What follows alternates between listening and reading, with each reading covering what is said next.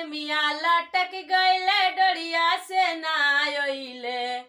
फर गईले से मिया लटक गईले डोरिया से ना आइले। सऊदी से सजनवा से ना आइले। सऊदी से बोलमुआ से ना आइले। जाऊ हम जनती पिया घर आई है टिसनिए पे। जाऊ हम जनती पिया घर आई है टिसनिए पे। रे कसा लेके जैती टिसनिए पे। रे कसा लेके जैती टिसनिए पे। अपने बैठती पिया के बैठती देवर जी के।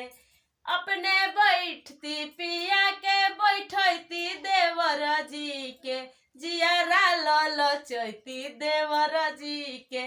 जियारा ललचैती देवर जी के।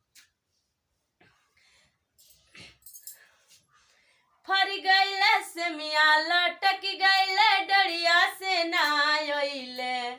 फर गईले से मिया लटक गईले डरिया से ना आइले। सऊदी से बलमुआ से ना आइले। सऊदी से सजनवा से ना आइले। जाऊ हम जनती पिया घर आई है टिसनिए पे। खानावा बनवैती टिसनिए पे। खानावा बनवैती टिसनिए पे। अपने जे खैती पिया के खियती देवर जी से।